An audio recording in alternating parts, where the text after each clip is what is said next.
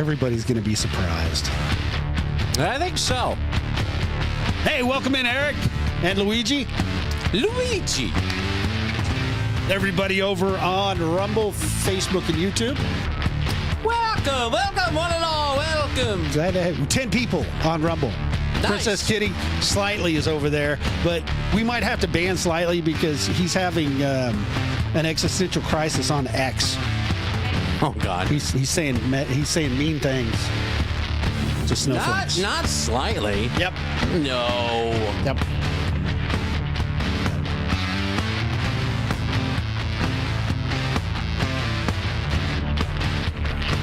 I got to. I'm texting my coworkers. They wanted a reminder of the show, so. I don't mean to be quiet real quick. We'll just text them and you tell me when you're ready to roll. Well, let's go ahead because I think this show it's going to be long. So let's go ahead. Eric, we don't love Slightly. We love Slightly. Here we go. Weenie! We're losing our ass here. I got something to do. I got to go do boom, boom, boom. Here's the pitch. Of all the podcasts, we're one of them. Hello. These guys think they're funny. Hate you.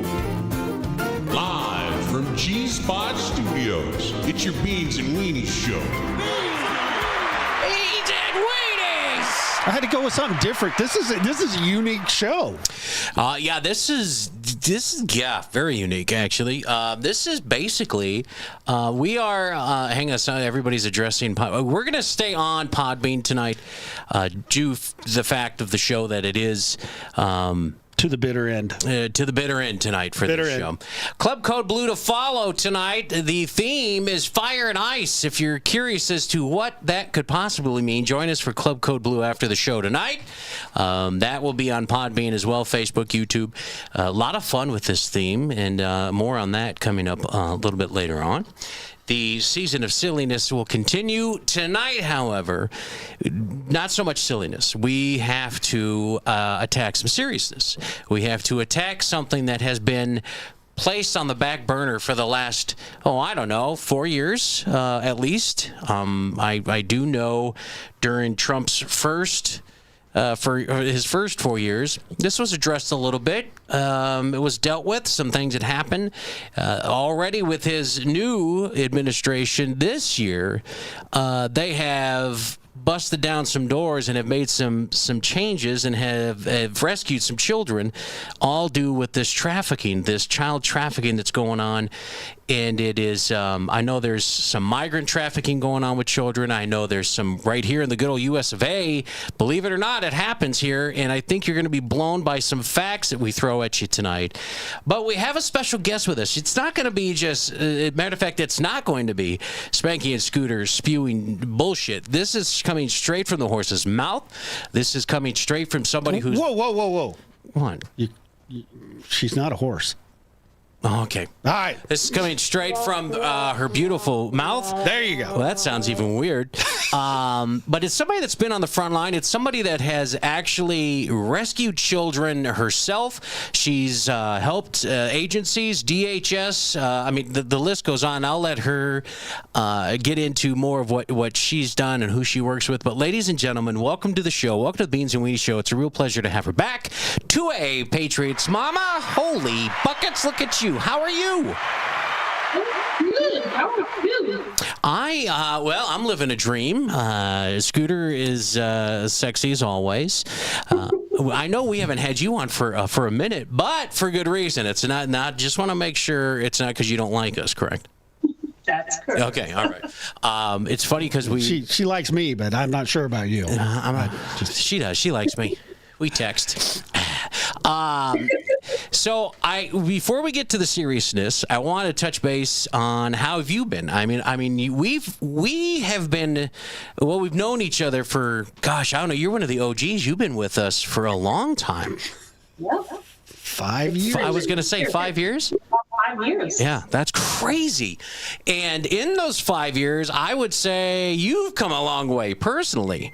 Give us a little background on you real quick. I know 5 years ago, were you as deep as you are now with the child trafficking and everything you're doing? No. What has got you on this mission? And it is a mission that you have. What is your mission? Do you have a mission statement? No, I actually have to create one. But actually, I kind of do, but I don't. But what started as just speaking out, simply just speaking out, because nobody was talking about it. Mm-hmm. And why isn't anybody talking about this? Taking to social media, and after years of doing that, being silenced, censored, banned, everything under the sun, my question was, okay, I can't just keep speaking out. As great as it is speaking out and waking people up and, educating people on how to keep the kids safe and what's really going on, I needed to do more. And that's what I did. I met people that ran organizations. Then I found people that actually were doing these searches. I saw that there was, and I asked, how the heck do I get involved? I know that you're ex-military and there's retired law enforcement involved with this group, but do you have space for a stay-at-home mom that's really, really determined? And there was an opportunity 3 Super Bowls ago.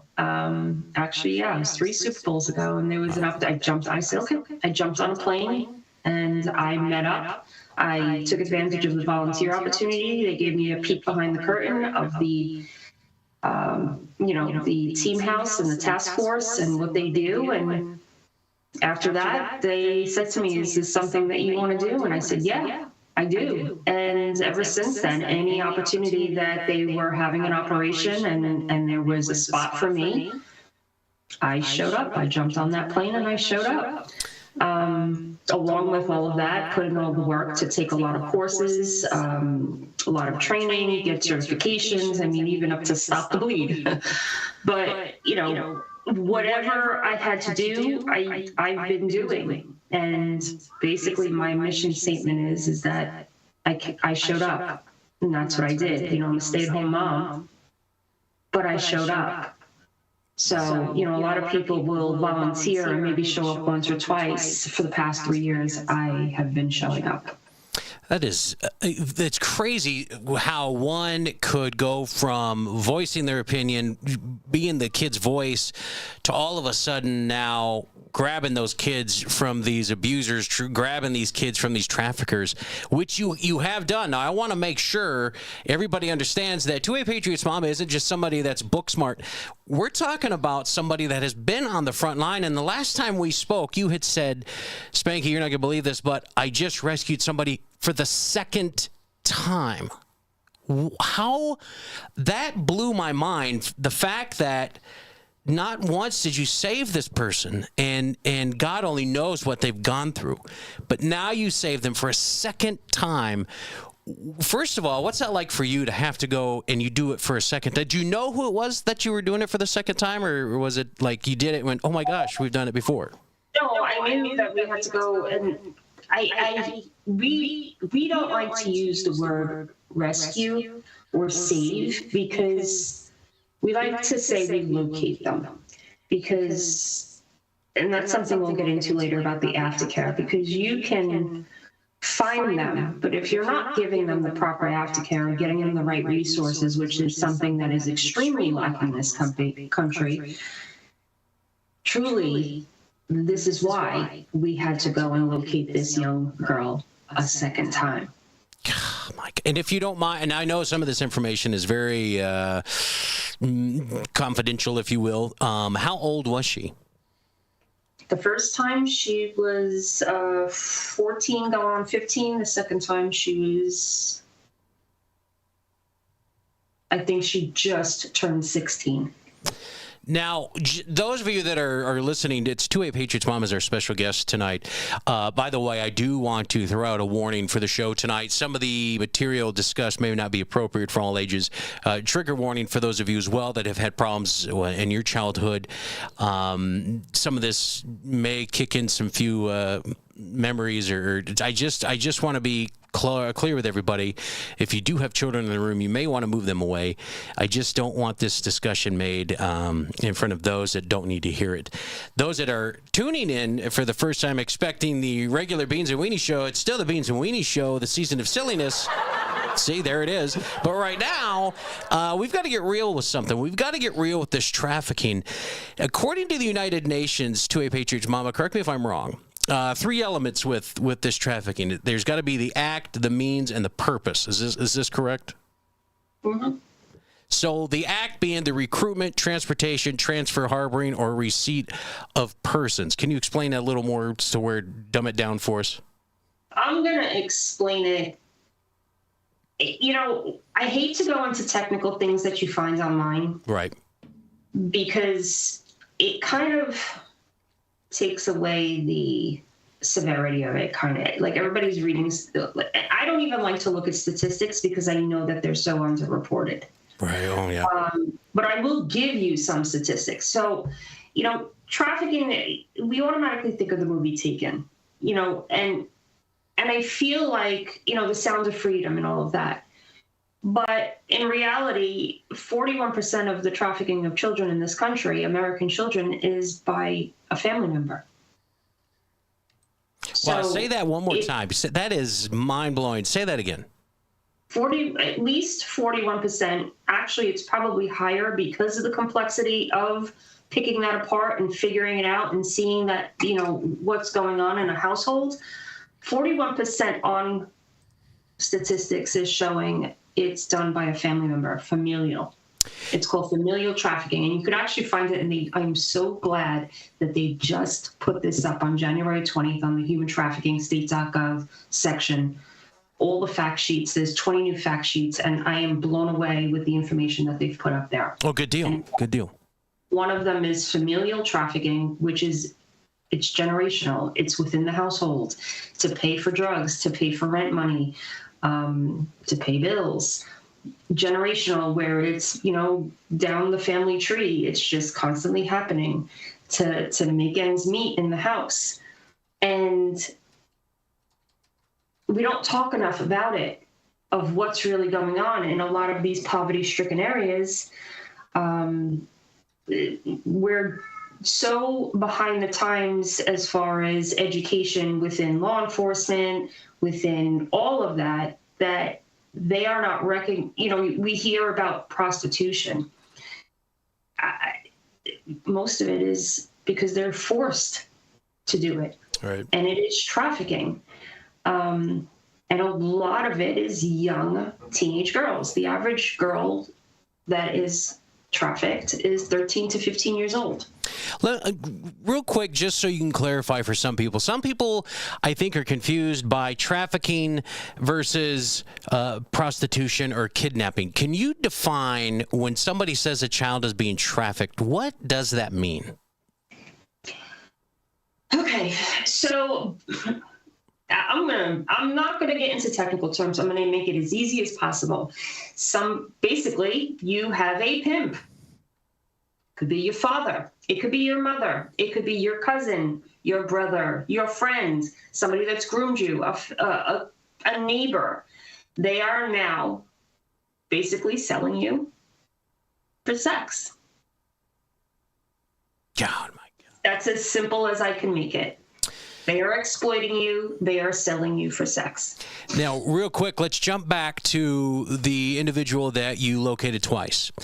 By the way, I love the wording of that better than rescue or found. I always, and this is going to sound blunt and rude, but when I hear that, I always thought dogs at a pound, because that's what you relate those words with. So I'm glad that you have educated us with, let's go with the word locate. And I think that means a lot more to people than if you were just to say, oh, we rescued or we saved them.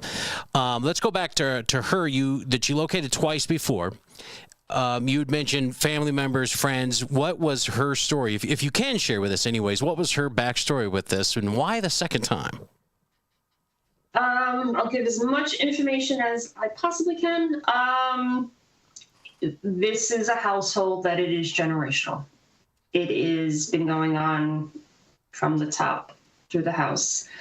It is normal in their world.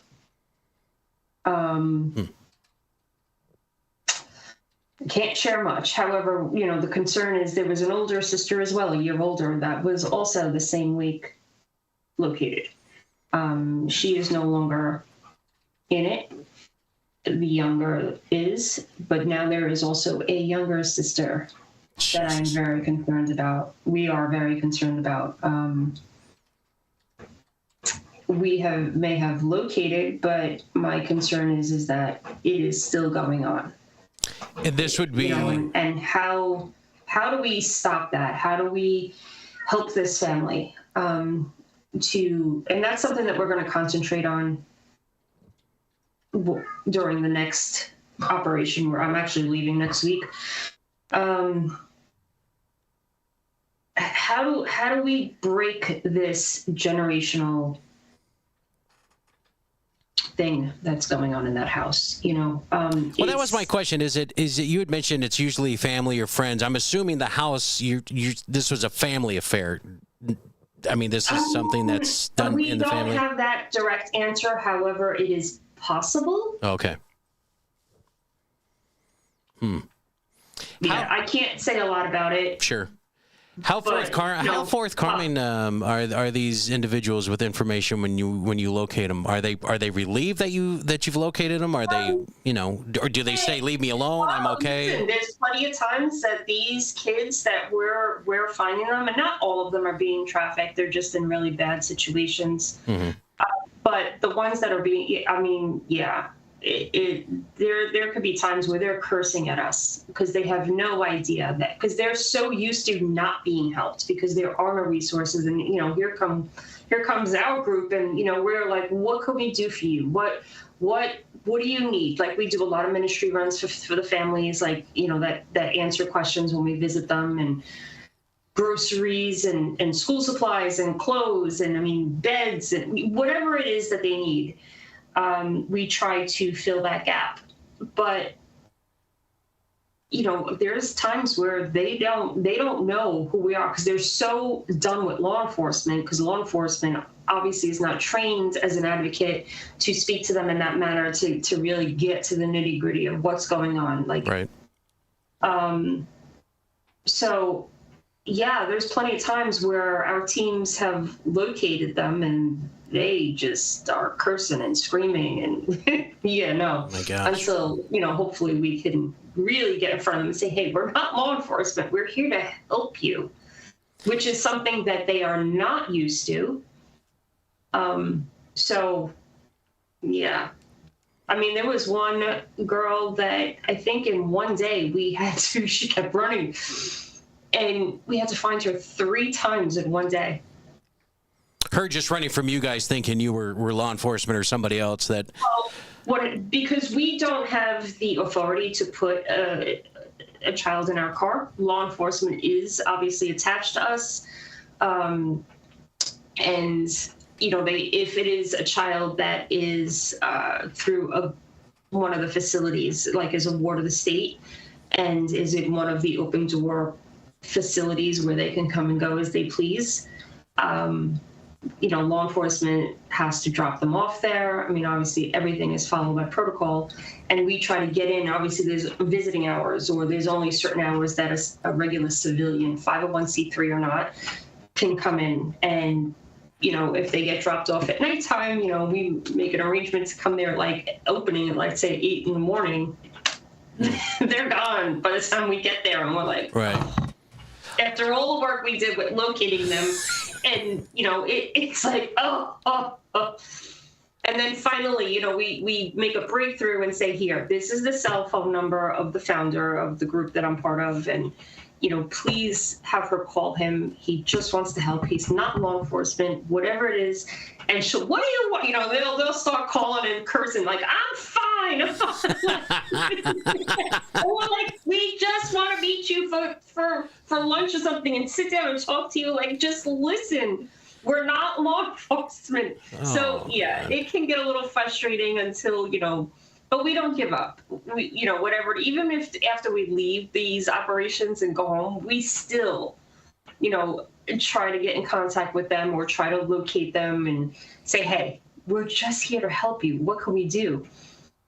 Gosh. Especially if they're wards of the state and they have caseworkers who we work with and get the information, and they're the ones that are constantly in contact with them and say, they're placed, to be placed out of a foster home and with a family member, we'll fight for them. Like, hey, can we get this done for them? This is where they want to go. And if it's another state, whatever it is. So every case is different. So we handle everything very seriously, very detailed, with the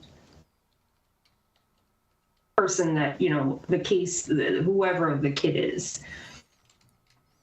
So it would be, well, first off, 2A Patriots Mom is our guest. I know there's so many people jumping in the room kind of late on this. We're discussing Season of Silliness is normally the theme for the Beans and Weenie show. You've come to like and enjoy the comedy. Tonight, a little different. We are going to hit something very serious, something that needs to be hit on hard.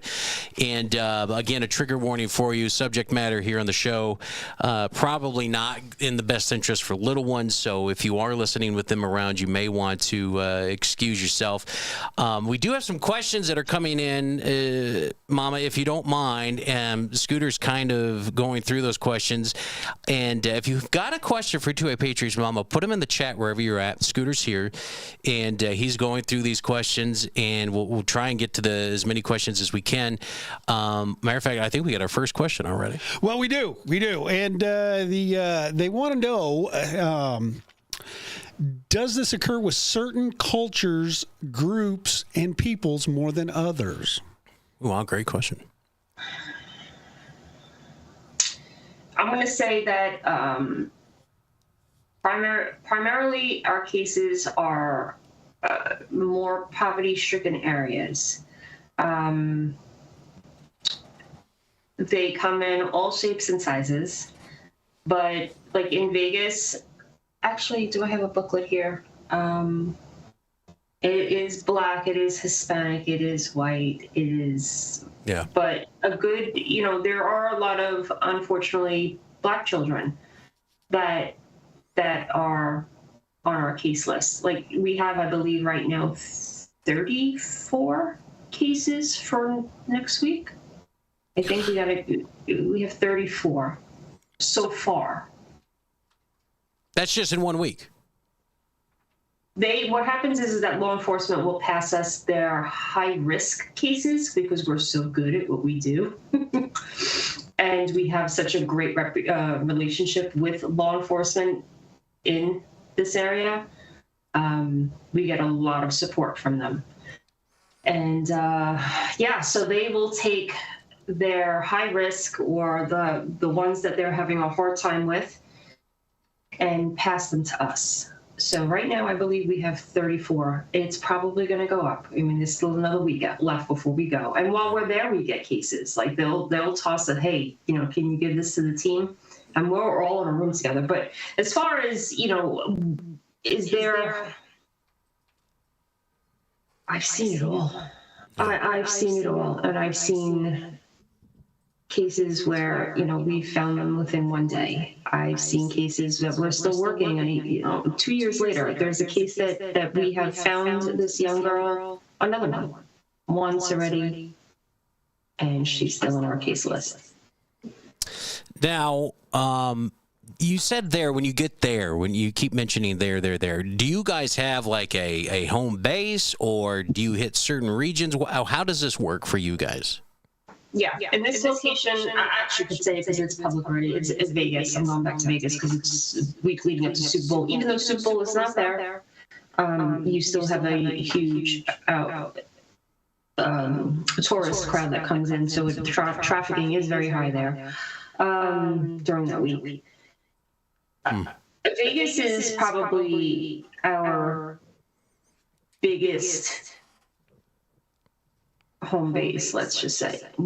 So the Shepherds, basically, that I volunteer with, it's a group.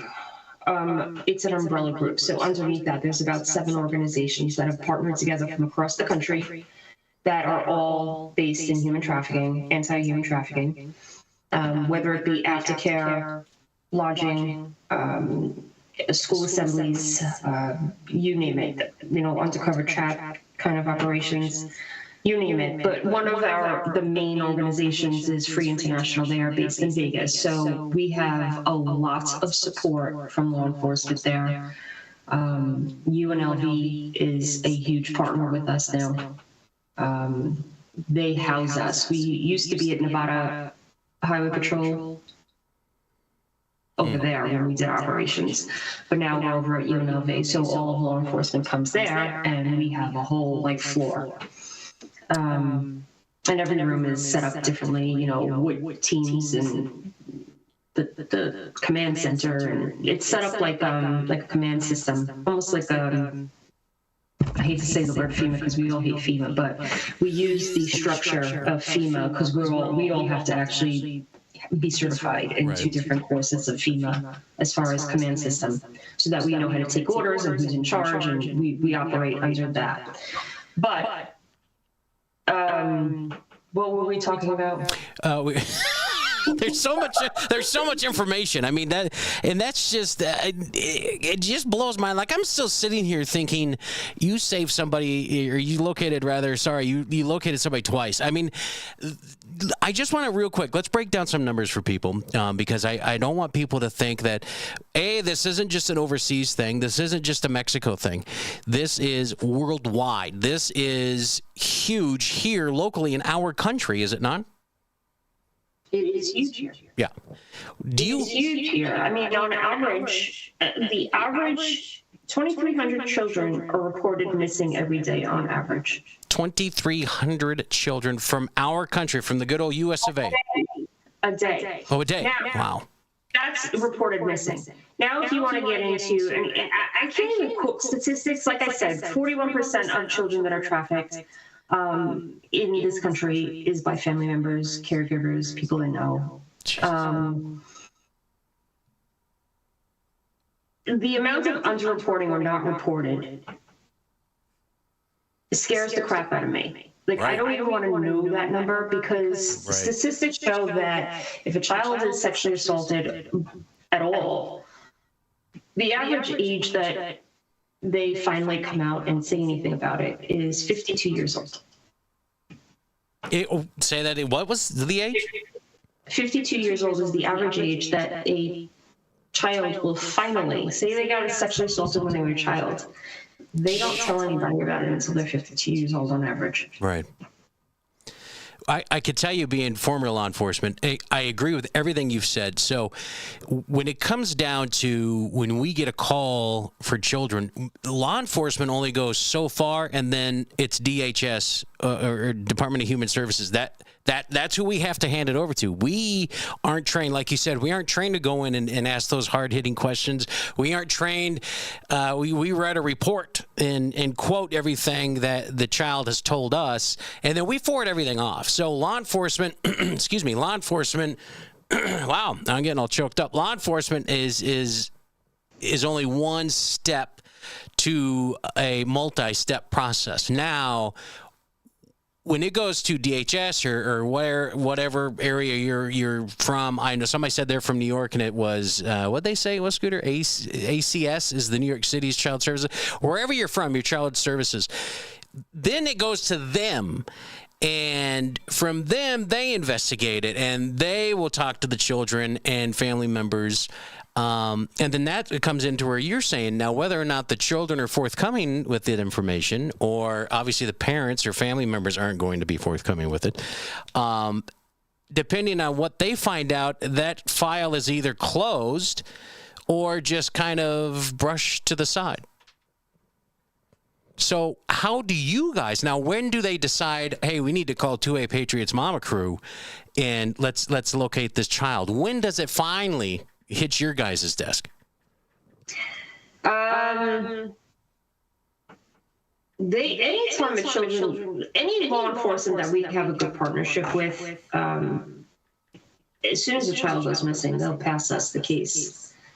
So in Florida, Pensacola, we have a good, because they're the other main organization, the actual founder of the Shepherds is based out of Pensacola, Call to Rescue, and they do a lot of in that area, those cases immediately. Like they are in tight with that law enforcement. They take over. Like I'm in New Jersey, so I have now a relationship with Newark Police Department, SVU unit for the missing kid cases. So now I have started working or assisting, I should say, assisting on cases that they get immediately, or if they're having a tough time, they'll email me a case. So I've had a couple of cases with them.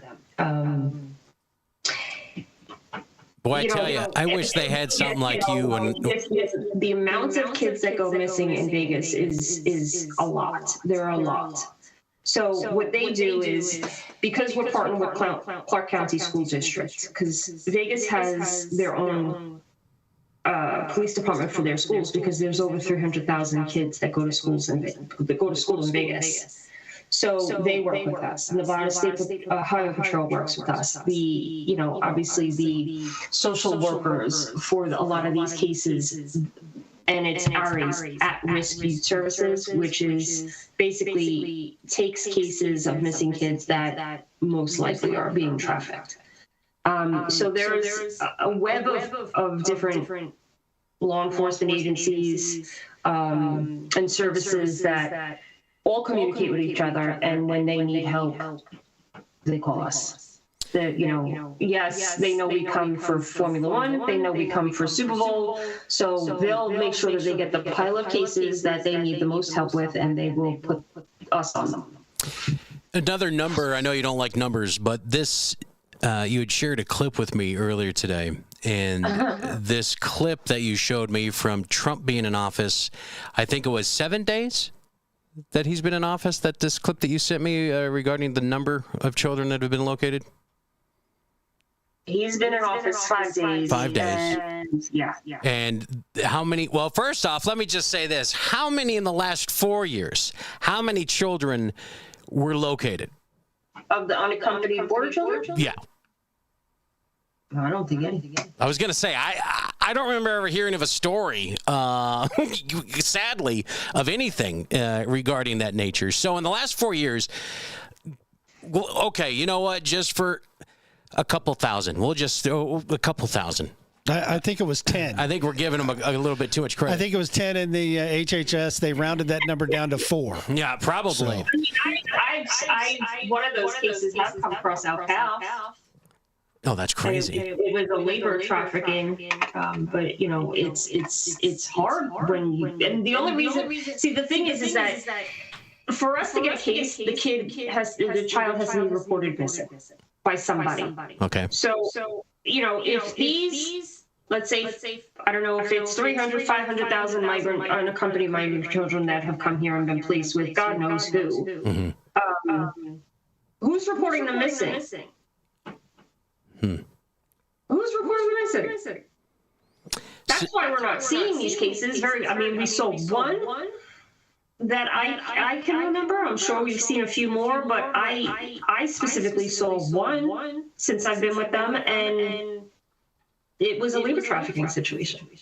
So you saw the one. So now in the 5 days that Trump has taken office, 5 days now, keep that in mind, 5 days. What's the number of kids that have been located?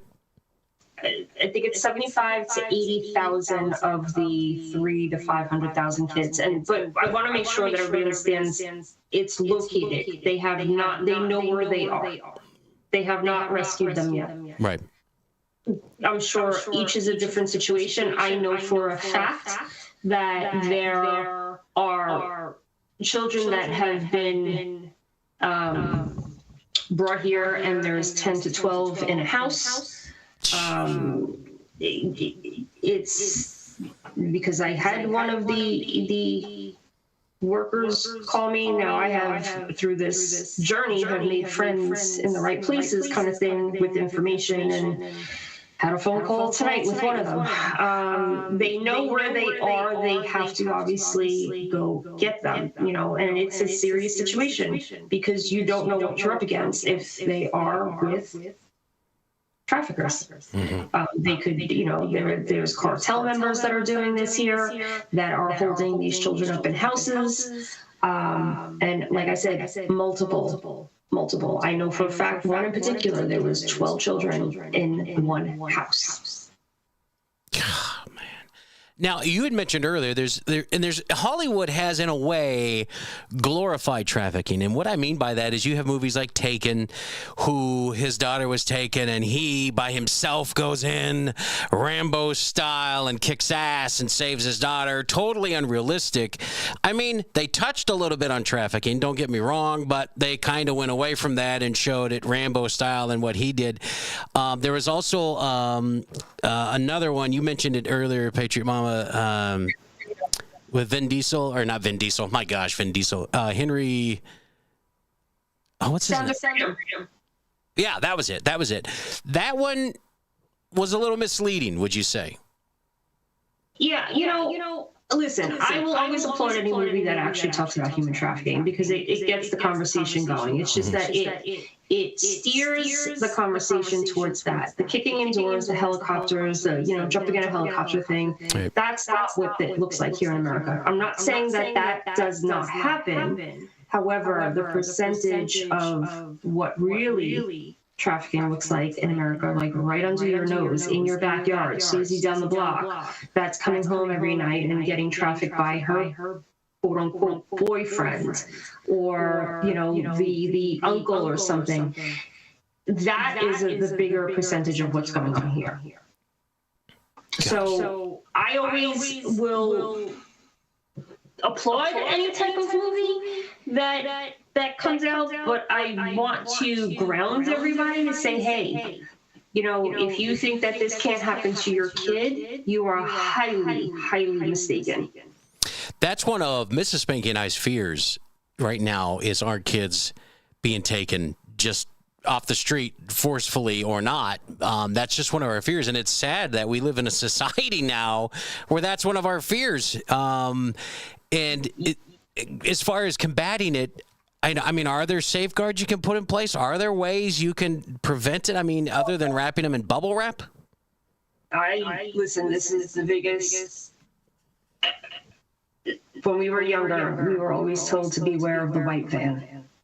I say this on every podcast, every live, every conversation I have about this. Mm-hmm. Told to watch out for the white van. They're going to snatch you up and throw you in the white van and steal you and kidnap you.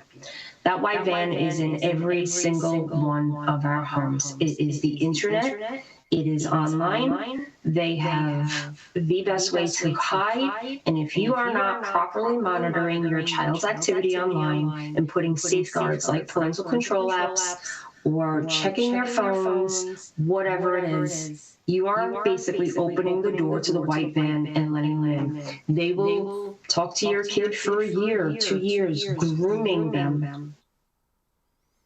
Yeah, because this isn't eventually leave to go meet them, and then guess what? Your kid's face is going to be on a missing poster, and somebody like me and the group that I work with or volunteer with is going to have to go out and look for them. So, with all of that said, I always say prevention starts at home. Yeah. It starts at home. Be in your kids' business. Have the difficult discussion with them. This is the world we live in. It's unfortunate, but you have got to educate your kids on what's going on. There is so much material online. Missingkids.org, you can start there. They have a lot of information. They have a lot of facts. They have, I believe they also have how to talk to your kids about all of this. There's books that you can order on Amazon. You could just search for keywords and how to talk to your kids, no matter what the age. But you got it starts at home. We have got to be in our kids' business. And you brought up a good point, too. You said it could be a year, 2 years. I mean, this isn't something that most of the time doesn't happen overnight. I mean, No, because you're talking to multiple kids, so it doesn't matter how long it takes. right. They're talking, and if you see a lot of these articles and of them getting arrested and undercover stings, they find that they've been speaking to like 10 kids. And they've been meeting all of them. Or cops are looking when they catch them in an undercover sting. They're looking for other victims because they have been talking to a lot of kids. That's why I like Chris Hansen live. Mm. I wish we could have that show on a channel all by itself. You know, we have shows dedicated to honeymooners and game shows and old shows, MASH and all that stuff. I would love to have a channel dedicated to Chris Hansen. And I don't know, Mama, how you feel about him or the way he tackles it. But I love the fact that, A, they catch him in the act. I mean, it literally in the act. There's no backtracking from that point when he catches you, when he comes out of that closet. There's no backtracking at that point. You're busted. And I love the fact that he, unlike what I would do, he gives them a chance to explain themselves. Why are you here? You know, why are you doing this? Why are you? And I can't think of one time out of all the episodes I've watched, I can't think of one time somebody going, well, just want to have sex with her. Just wanted to have sex with this 12-year-old. I mean, you know, that's what they do. Not one time. Everybody's got a lie. Everybody's got the story. Everybody's got the excuse. Everybody wants the sympathy flipped on them. And it just doesn't happen that way. That's not how it works. So I wish we could have something like that still today. I know he was big back in the day, and I don't know if is he back? Yeah. Oh, I got to start watching it again. He's back. I heard a little rumor too that he is helping. He's going to be helping this administration too. I don't know how true that is. I'm trying to find out if that's true. But he's back. Oh man, I got to start watching him because I love when they catch him in the act. I just love when he comes walking out of that closet. It's very, very good. Listen, I'm not a fan of the vigilante groups because I see a lot of them. There are some very good ones. I like the ones that are working side by side with law enforcement because, the ones that are doing it and just filming it and then the cops are not there. Yeah, it's just for fame, right, and clout and clicks and likes because you're actually causing more harm. I mean, one actually recently, less than a year ago, did it and got shot. He got killed for doing this. So, I don't recommend people to just go create a vigilante group and, get your camera rolling and start talking to predators online and pretending, because every state is different. Every state has different protocol. Every state has different laws. You want to make sure that if you're doing this, you're doing it by the law. You're doing it so that they can get as many charges as possible against the person. It has to be, somebody that I'm very close to, their daughter got contacted, 12-year-old daughter, and we had to take over the chat till the sheriff was in the office on Monday. So we had to take over the chat pretending to be this kid. Oh my God. Until Monday. And then the sheriff's office took over the chat. And then he went all the distance to go meet the girl, but it was law enforcement, and he got arrested. And he had condoms in his car. She was 12. He had condoms in his car, everything. What's the age range that you've seen being trafficked? Average age for girls, 13 to 15. Wow. And for boys? Well, the boys, we don't get as many boy cases. We do get boy cases. I'm not going to say we don't. We get way more girl cases. However, we do get boy cases. Young teens, 13. But in this country, as far as in pedophile eyes, and I don't know why I did quote unquote, but in pedophile eyes, the most wanted girl is 13 to 15. The most wanted boy is 6 to 9 years old. Jesus. Wow. 6 to 9 years old. Again, going back to the comment you made earlier, it starts at home. You listen, parents, this is the day and age you can't be a friend anymore. You're going to have to be a parent. Yes. Like 2A Patriot Mama said, you're going to have that difficult for conversation. And you know what? Pull up missingchildren.org. Show them. Where do you think happened to these kids? What do you think occurred with these kids? Read the backstories. Read what happened and why they're missing, who they were last seen with. And you listen. You can't stress that enough. It starts at home. I know my kids hated us. My kids absolutely hated us because we would have an app on their phone that would, let us know where they were at 24/7. Would have certain trigger words that would ding us and let us know what they're looking at or what was sent to them, emailed. To this day, I have an 18-year-old and a 16-year-old. Every email they get runs through my phone. There's things out there that you can do. Okay, you know what? If you don't want to have the talk, well, fine, I guess. But there are things in place that you can use to keep dibs on them to know what they're looking at. So you're going to have to do some work. Be a parent. Track these things down. There's a lot of stuff out there for you to help with this. And when you see something, don't be afraid to say, hey, what the hell is this? Who's Mike? Why do you guys meet up? Why does he want to meet up? He keeps talking about pictures. What pictures? And if your gut's telling you something weird is going on, I would say trust the gut, because you have a motherly instinct, and I have yet to see it be wrong. With anything when it comes to a motherly instinct. It's normally correct. It's normally right. With your cases, Mama, would you say, I know you can't give a lot of detail, but how did it come to light on most of your cases that it is what it is, what was going on? And I know it's hard because you can't say a lot, so...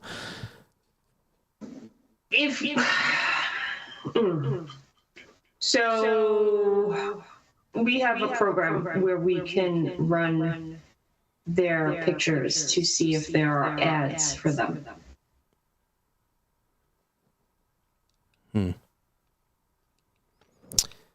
Now, and I know I see some people saying, well, why don't they just say something? Some of the most ignorant comments we get, not in our chats, thank God, but oh, well, they must like it if they don't say anything. They must not. They must be okay with it if they don't say anything. B, well, why don't they just run to the police? Why don't they just, when they're being trafficked, just leave? Why don't they just get away from it? Can you educate some of those people as to why it's not that easy? Listen, it has come a long way, but most of the times, depending on the state, right? If they are caught being forced to prostitute, I don't like to call it prostitution. I like to call it forced prostitution. Because there is a difference. There is a huge difference. Right. They will get locked up. They will get arrested, and not questioned. No one will listen to them. There's no advocate there to decipher that they were forced to do this, that they are actually a victim. So, they are trying to, because it happens. There's actually states that are trying to pass laws, so that they don't get locked up. Because also when they get thrown into juvenile detention centers, we could have a whole podcast just about that shit. Mm-hmm. They are getting, imagine being a victim, getting thrown in juvie, and now being sexually assaulted in there as well by guards and everything else, and not getting the resources where they should be getting resources. Right. There's a boys' home about 2 minutes from my house, a state home that's supposed to be closing down. It's a very large state home for boys here in Jersey, and I pass by it every single day. Huge property. They're supposed to be closing it down. The deal was they were supposed to be opening 4 locations, north, south, east, and west of Jersey. Only 3 other locations have been opened before. Because of that. And it just came out recently that there has been decades and decades worth of sexual abuse of the children, the boys that have been there. When they should have been getting schooling, reform, trying to make them better because they've had a rough life. and made bad decisions and wound up in there. Instead, they endured horrible, horrible child sexual assault in there. Somebody just mentioned, let's not forget foster homes. Oh, foster homes, that's the whole other, that's another podcast in itself. Yeah. Listen, foster homes, they're... Now, you said at the beginning of the hour, the average age, and I'm not sure how you worded it, but the average age of somebody saying that they were involved in this is 52 years old. Am I wording that right? Yeah, a victim normally that has been sexually assaulted as a child typically won't come forward about it until they're around 52 years old.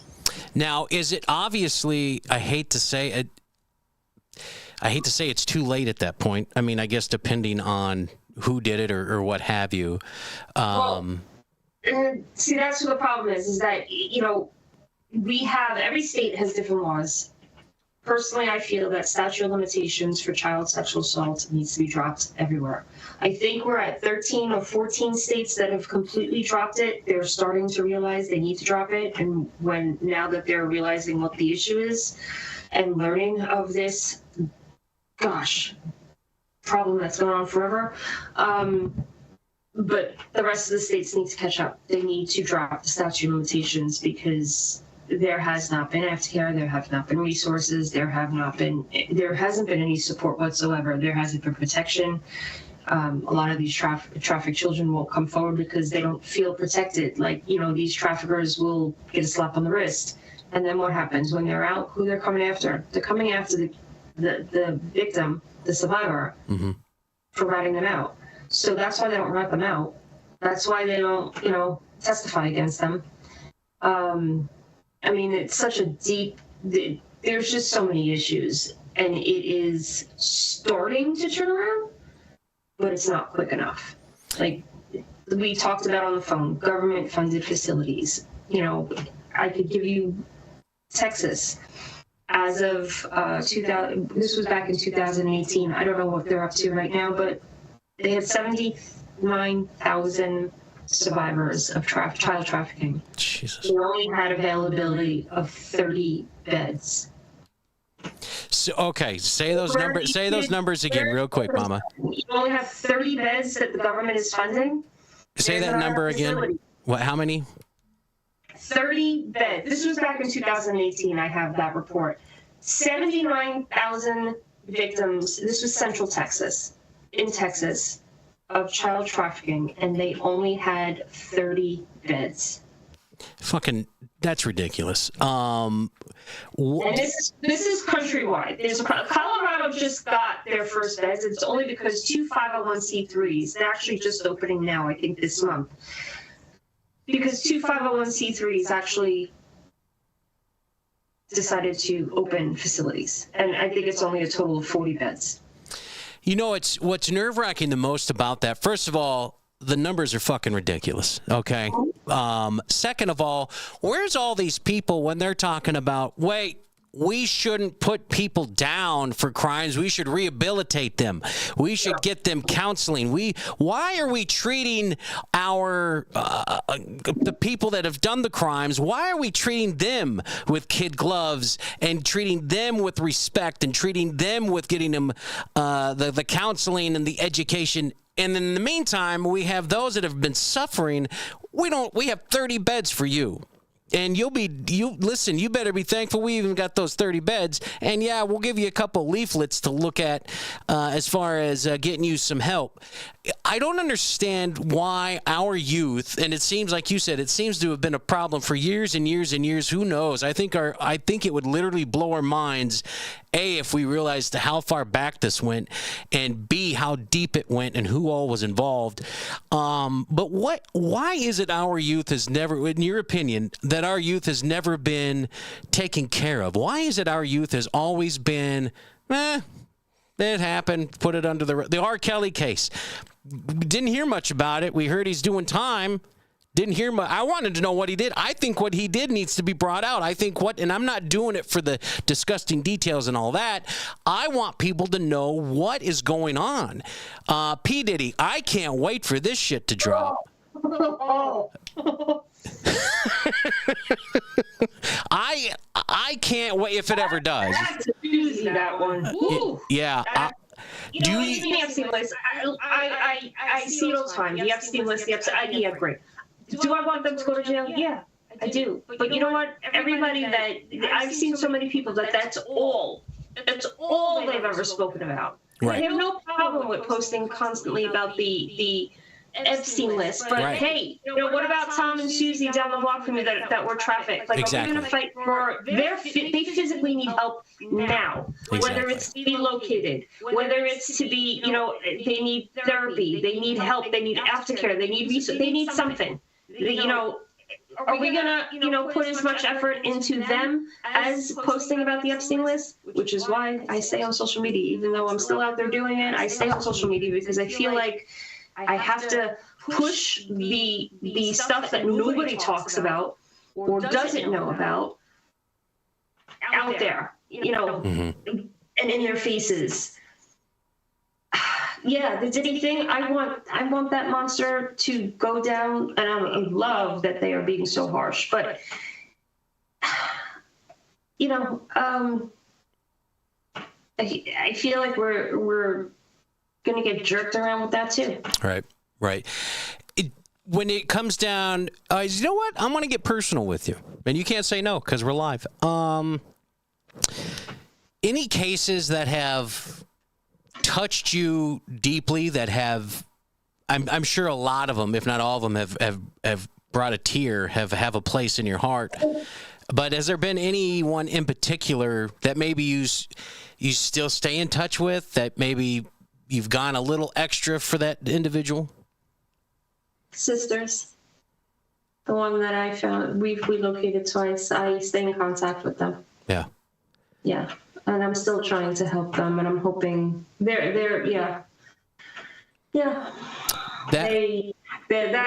that family as a whole is very close to my heart, and I'm trying to help them. Yeah. Now, in their case, was it a matter of, oh, you're law enforcement, I don't want your help, this isn't good, you don't help me at all, you've lied to me, misled me, I've got more punishments from coming to you, or is it what's been different with them? They know who we are, and you know, I have built trust with them. You know, they know that they could call me at any time.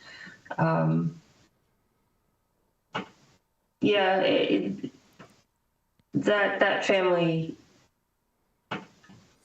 is very special to me, and will probably be in my life for a very long time. You know, I'm trying to help one of them with something, you know, as far as career path kind of thing. Wants to go to schooling for a special trade and stuff. So awesome. She's promising to get through her online diploma, and I said I will fundraise and pay for that schooling if you get through that. Awesome. You know, that family in particular, yes, is very important to me. I've grown very close to them. Because I can't imagine, you know, helping these children and not being attached to them in a sense. I mean, when you hear the horror stories, when you do the backstories of what's going on, who knows what type of conditions you find these kids in, both where they're living and mental wise. I guess it would be hard not to find yourself attached one way or the other. Yeah, there's actually a grandmother too of one of the children that we located that I went to go visit. Poor thing. She's like, poor. She lived by herself and took care of her. We went grocery shopping for her and stuff, and she still calls me because I call her grandma now. So now she still calls me to check in on me in the holidays and stuff, and she prays for me all the time. I just love her to pieces. Like, I'm gonna go check on her when I go back to her area again. Yeah, you know what? You when you have listen, there's some families that don't want anything to do with us. Sure. They don't want to give information. You know, it could be something like they're hiding the kid. You know, it's not always a trafficking situation too. It could be something where, you know, it's a whatever. But yeah, there's a lot of family members that, you know, will pick up the phone and chat away and check in with you. And yeah. That is awesome. 2A Patriots Mom is our guest tonight. The Beans and Weenie Show. Again, it's season of silliness. We kind of put the silliness to the side for now, kind of the back seat for a minute. We wanted to bring forefront this issue we have, this horrible. What would you call this? Yeah, see, you're like me. I was trying to think of what I can call this. I don't want to say an epidemic or anything like that, but I mean, what can you call children trafficking? It is a pandemic. I mean, it is a problem. It's just, I wanted to recognize it. I know that there's a lot of people that are uncomfortable with hearing a lot of the details about what goes on. I put out a lot of harsh trigger warning stuff on my social media because I do searches every day, and I try to find the most hard-hitting stories to really slap you in the face with facts. Like, this is going on in your backyard. Like, and I can't tell you the amount of times, like, oh my God, that's 30 minutes for me. Oh my gosh, that's 45 minutes for me. That was going on. I'm like, yeah, it's right in your backyard. Like, it's literally in everybody's backyard. Every single state, there are trafficking cases. Every single state, there is child sexual assault. There is, and now with the issue of what has been brought into this country, which, if you want to go into that, another show. Oh, gosh. No, we could actually touch on that because I am so heated about a lot of the stuff that I'm seeing from the left online. And I hate to say it like this, but the uneducated people, like, you didn't want to recognize that there was 500,000 children. You didn't want to recognize that they were letting, without background checks, criminals into this country. You want to sit here and there's people all over social media saying that they're gonna fight ICE. They're gonna hide these. Excuse me. You know what? I'm all about somebody coming here for a better life. But this administration opened up the floodgates to the point that it became everybody gets a trophy kind of mentality. You let everybody in, and now, of course, the criminals they're emptying out their hardened criminals out of their jail cells, and they're letting them come here. They're coming from all different countries. There's so many criminals here, and that's exactly what they're going after: the criminals, and they're looking for the 500,000 children. No, because nobody was background checked, and I had plenty of conversations. I don't know if you know Tara Lee Rodas. She testified in front of Congress 4 times. She's a very good friend of mine. She's been on, when I had my podcast, she had come on 3 times, I think. Spoken to her on the phone. We follow each other we text each other. I know exactly what was going on with these kids. They were passing them off. They just wanted to make it look. They did not do any DNA testing. They did not do proper paperwork checking of who they were. It was harder to adopt a dog at the border than it was to pick up a child. Anybody could come pick up a child. And the same person could come pick up a child 10 and 12 times, and they would not even know it. And that's exactly what was going on. It's funny you say that because I did have a discussion with a family member who was just pissed that we were separating the kids from the parents. And I said, did you ever once wonder why the kids are still sitting there and nobody's come forward to claim that kid? Have you ever once thought, well, why is the kid still there, but they let the parents go? How come that doesn't, nobody asks those questions. They just go, oh, you took the kid, and they leave it at that. Oh, you're horrible monsters. You took the kids away from their parents. Really, we don't know what's going on as opposed to a Patriots Mama. The kids were taken because the government knows something. Maybe, just maybe, they know and they're doing what's best interest for that child. Or like you said, anybody could come and take that kid. Anybody could come forward and go, that's my son. Give him here. So you're right. Why is it we don't pay attention to that stuff? And that goes back to my thing. Why is any crimes against children just seem to, it happened. Little Susie got raped at the age of 6. That stuff happens. But let's talk about, Let's talk about Tara Rodas. How about she's a whistleblower? She was an HHS worker. She was working at the Pomona Fairplex in California at one of the holding centers of detention, where they were processing these kids, these unaccompanied minors, and they were. She was one of the higher ups.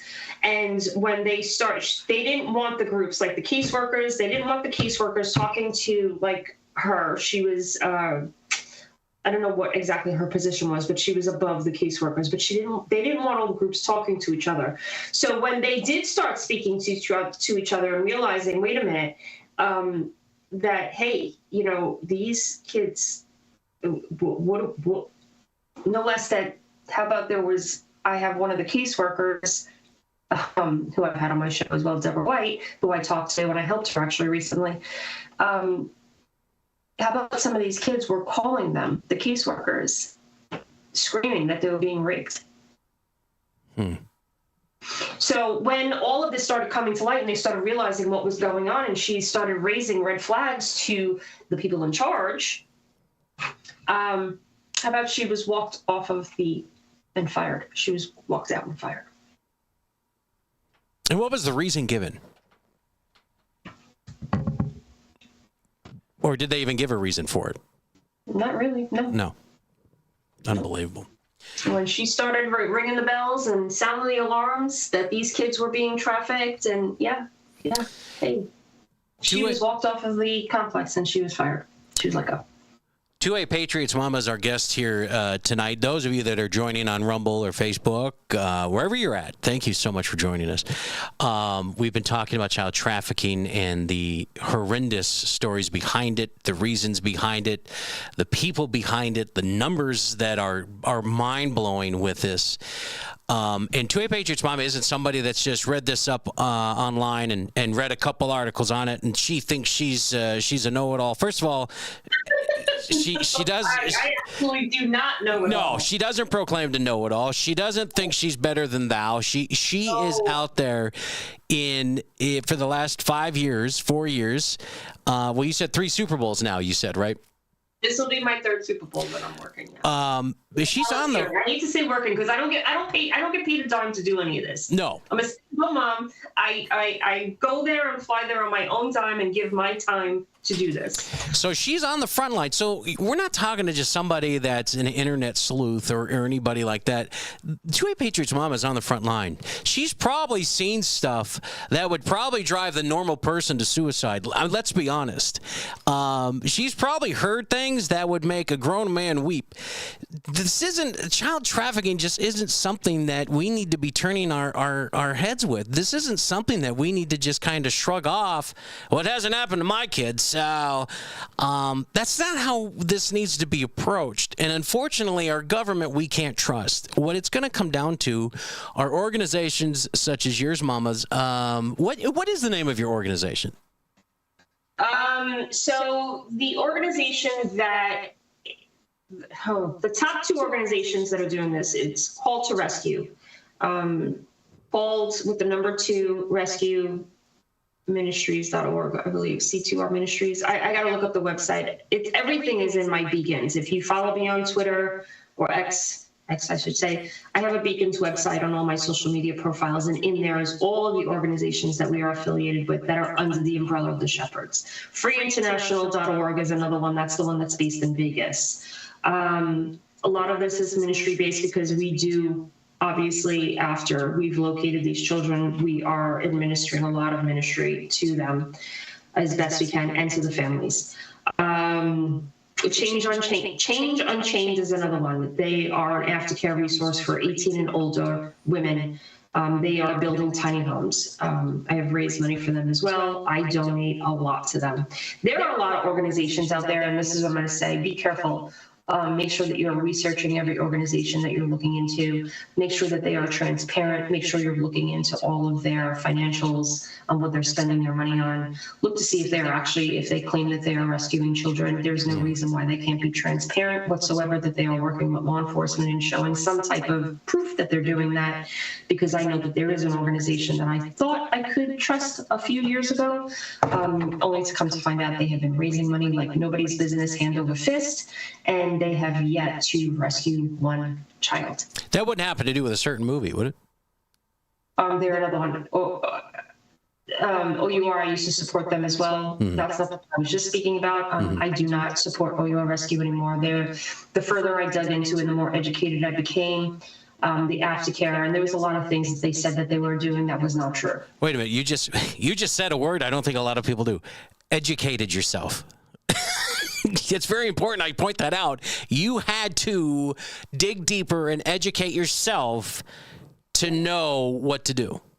Well, the thing is that a lot of times you'll look at these organizations, and because they're in neon lights and they're, like the hot top or the hot organization, and everybody's donating to it, and they're very commercialized, and they're all over the place, and they're all over social media. You think, great, they're doing wonderful things, but when you start learning more about the topic, and the more, so I'm learning every single day. So the further deeper into this I get, the more I learn. So the more I learn, the more I want to see out of that organization that I'm going to be donating my dollar to. If I want to see some change in this, I want to make sure that I'm supporting the organizations that are going to be the solutions to that change. Now, I'm on the Call to Rescue Ministries webpage. Florida doesn't look too good. Florida is ranked number 2 in states with most number of missing persons. Florida is ranked number 3 in states with the highest number of human trafficking cases. I know Tulsa, Oklahoma is where we're based out of, and I'm told, because we're the center of the country, that our numbers are astronomical when it comes down to if we really broke down trafficking and the amount of it that's done here in Tulsa. I don't know how far you've looked into Oklahoma or Tulsa or whatnot, but I'm told with us being in the middle of the country, it's pretty bad for us. But like you said, it goes unreported. It goes undocumented because, nobody reports it. Nobody, unfortunately, doesn't speak up. Somebody said so's Denver. Denver's pretty bad as well. Yeah, Denver's bad. Any state with the cities, you further into the cities you go, the worse it gets. Mm-hmm. Has there ever been a case that has been gut-wrenching to you, that even your mind was blown? And I imagine you've seen quite a few, but has there been a case or a few cases that stick with you? Like it was just... And I don't want details. That's not what I'm looking for. Was there a case that you just thought, oh my God, that's the worst of the worst? Not one that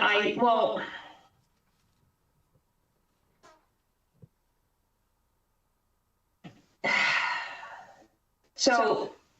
I don't know if that's good or bad that you're struggling to find one. However, I have heard of past cases that we had, and I was there for, unfortunately, one of the survivors that they had worked so hard to find and finally get her on track and get her to a better life. And she wound up, I don't know if it was a couple years after all of that, wound up back in the hands of the abuser, and he... murdered her. Yeah. He murdered her. And that's see, this is where the aftercare that I stress. We don't have proper. We may have aftercare. We don't have a lot of good proper aftercare, because it could be years down the road that you think that this person, this survivor, has healed and gone through, and gotten to a point where, okay, they're gonna move forward in their life in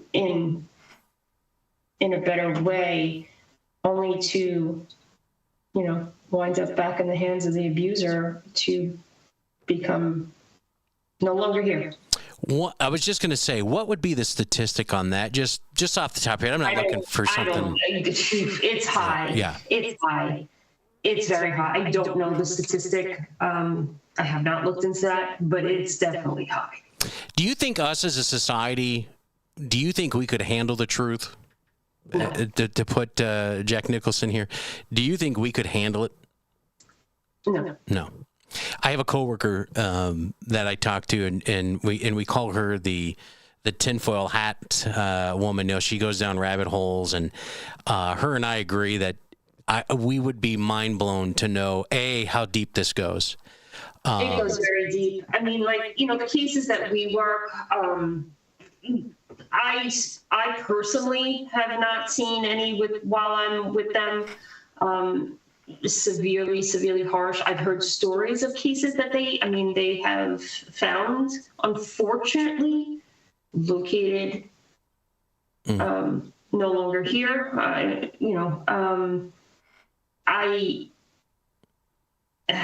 don't know what I would do if I am on site for something like that. I have to mentally prepare myself for that, but it does happen, unfortunately. But as far as it as a whole, I don't think the world could wrap their minds around how deep and how dark this really can get. Or the other thing we said was, I don't think we could handle knowing who all is involved or behind it. Well, there's a lot of money to be made. I mean, the statistics show that it's $150 billion a year business. I think it's way more than that. Way. $150 billion a year in child trafficking. And at any given time, there are 40.3 million people in being trafficked. So for those of you that sitting back and going, oh, not my kids. It doesn't happen to my kids. Nah, no, sir. Not my kids. Nah, nope. Listen, that's a high number. And I wonder how many of those parents went, nah, not my kids. How many of those parents have no idea it's even going on?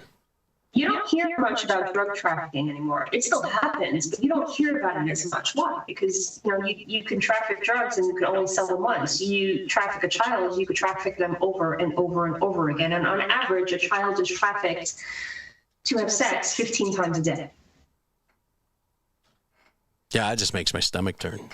And the average lifespan, once a child has entered into the world of trafficking and is being trafficked, the average lifespan of a child in trafficking is 7 years. So now imagine all of these kids that have been trafficked across the border. It's been 4 years since they've come here, 4 years of those that are being trafficked. The average lifespan is 7 years that they live.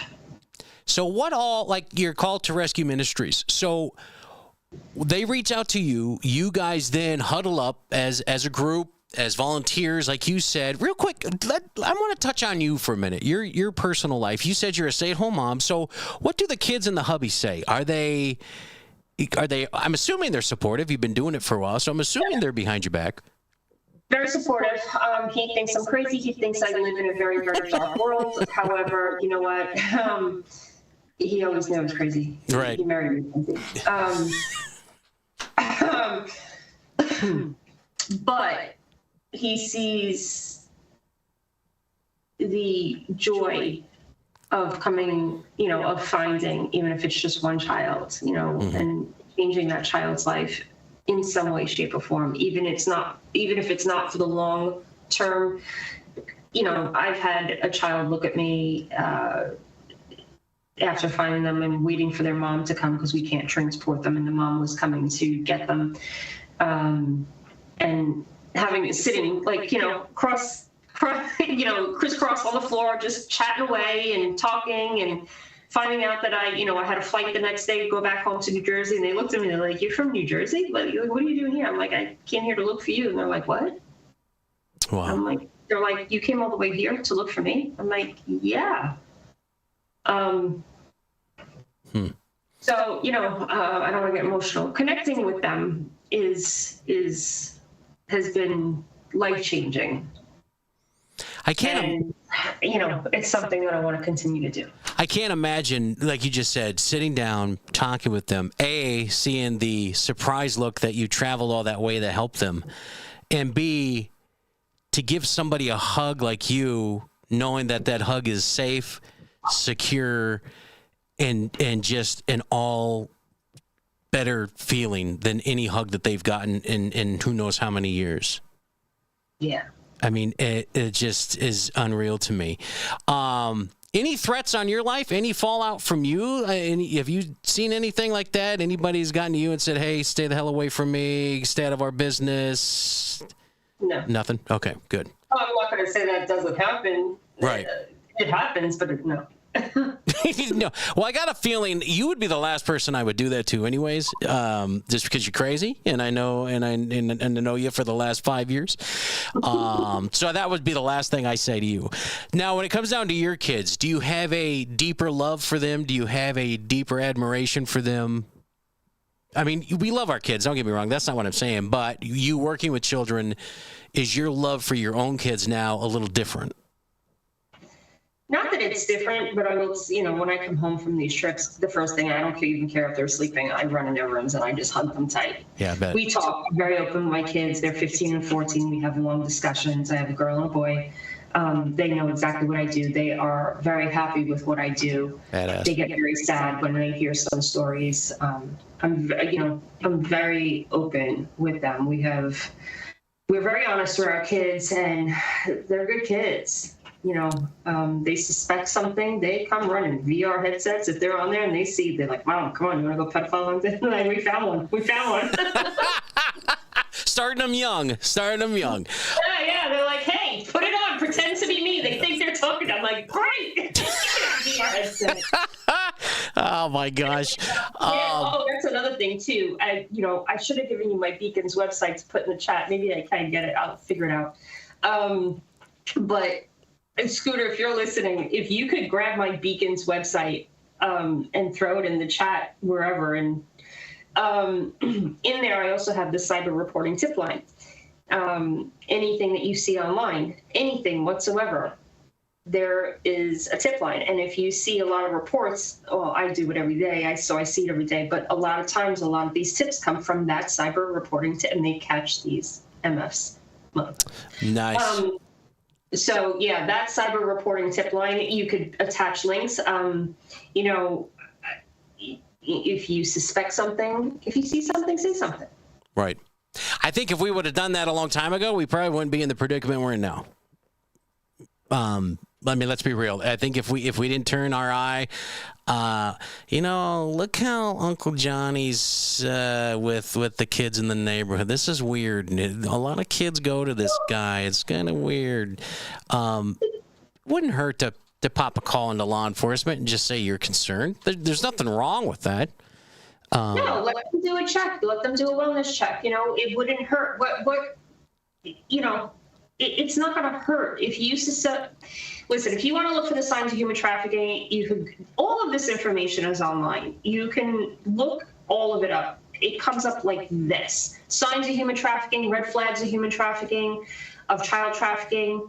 If they're not making eye contact, if they, look like they haven't been washed, there's so many different things that you can look up and get educated. Like I said, missingkids.org has so much information. I have a lot of links in that Beacon's website that Scooter put in the chat, including the organizations that I support. And all the organizations that are in there are the ones that work under the shepherds. I fully trust them. I still recommend, don't go by me. I'm some stranger on the internet that you're listening to right now. But these are people that I volunteer with. I know what they do. I see what they do. They are good people. And their heart is in this. And they're all volunteers. They leave their jobs. They come there. A lot of them are retired law enforcement. A lot of them are retired military. But their heart is in this 150%. I have seen the fighting that they do. I mean, even getting on planes to stand up in court next to a survivor to testify against their trafficker, only to see the trafficker get charged guilty of all 8 charges and put away. We have some really good people that are, yeah.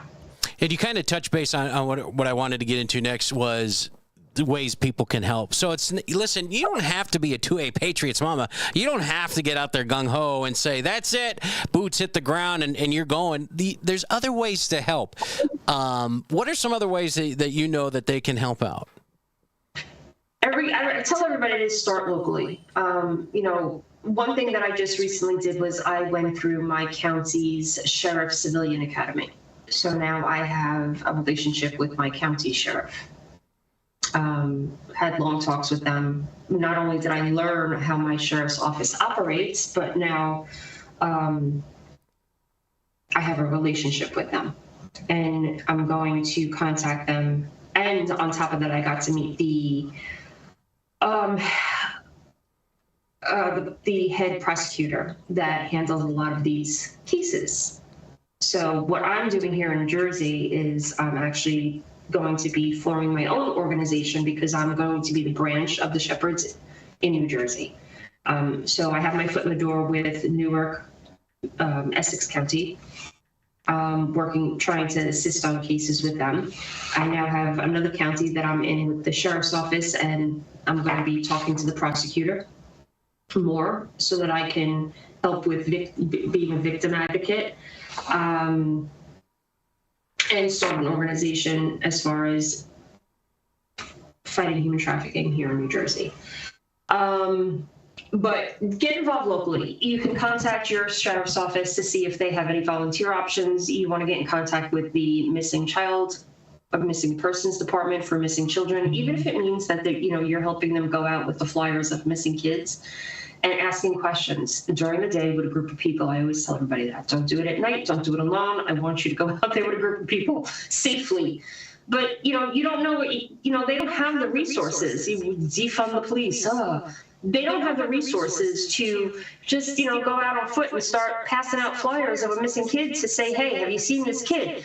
A lot of the tips come in from those flyers. Yeah. We have a team, we have volunteers that come in when we have these operations, and that's what they do. They are strictly out there on the streets getting us tips, while those of us that are back at the home station doing our intel work, doing analyst work, doing all of that, running plates, doing surveillance.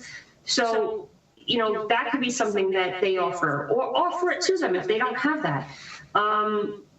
See if there's volunteer options for teen mentorship programs. There could be teens that have a hard time at home. They could be getting abused at home. They're looking for something to get away from the house and going through a teen mentorship program. You could be a mentor to that teen so that they are not going out on the street and getting picked up by a trafficker and on their spare time and getting trafficked. Whatever happened to Big Brother, Big Sister programs? They just go away or what? Just out there, you just don't hear about them.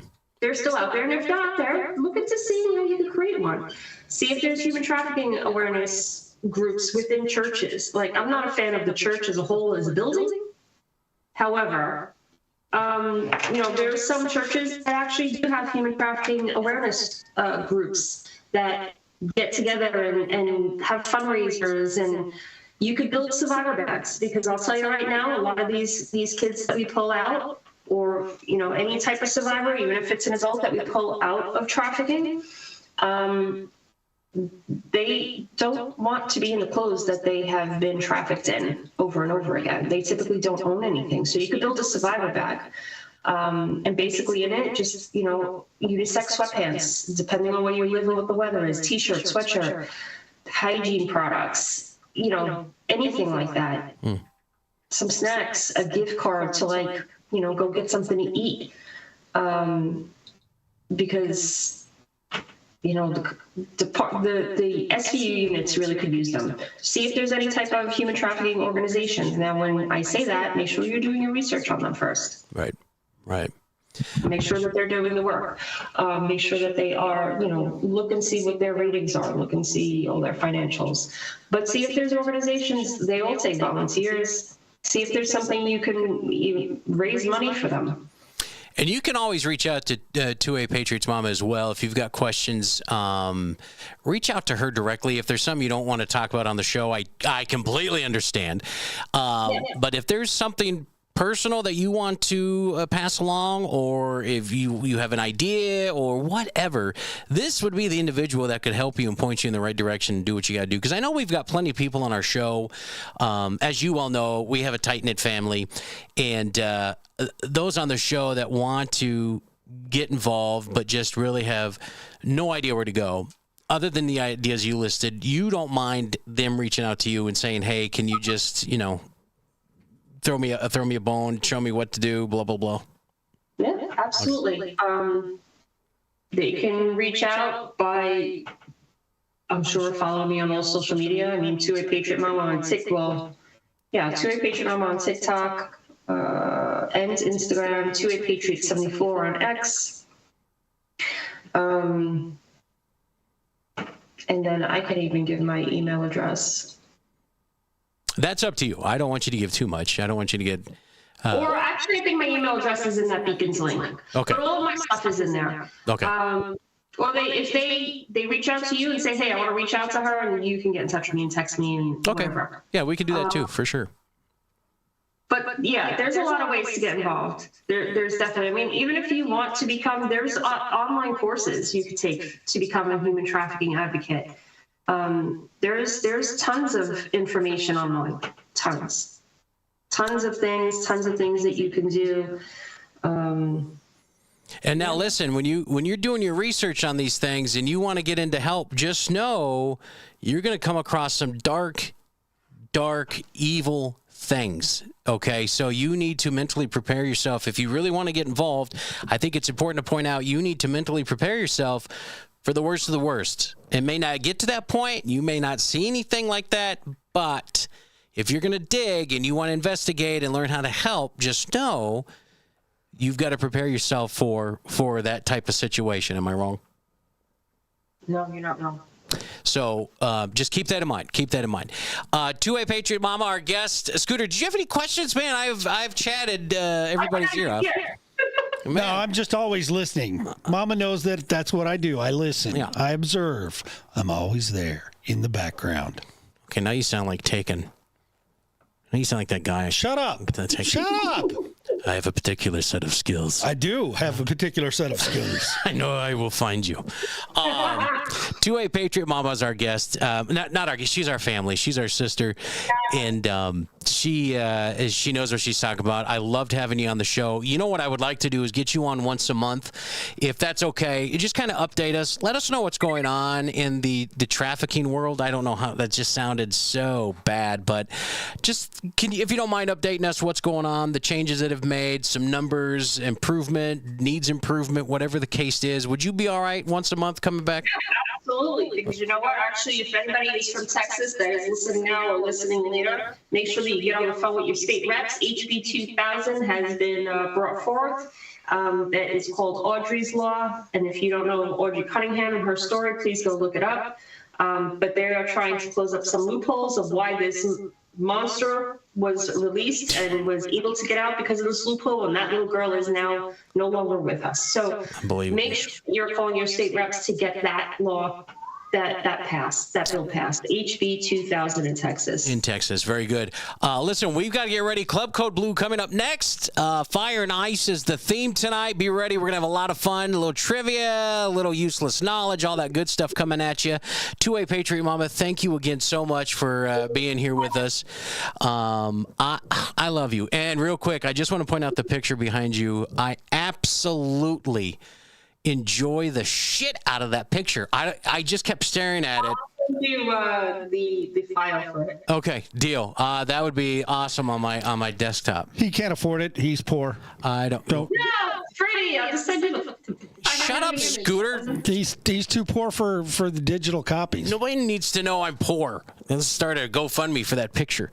All right, listen, we got to get out of here. Again, 2A Patriot Mama, thank you so much. We'll chat next month. I'll stay in touch with you. You stay in touch with me.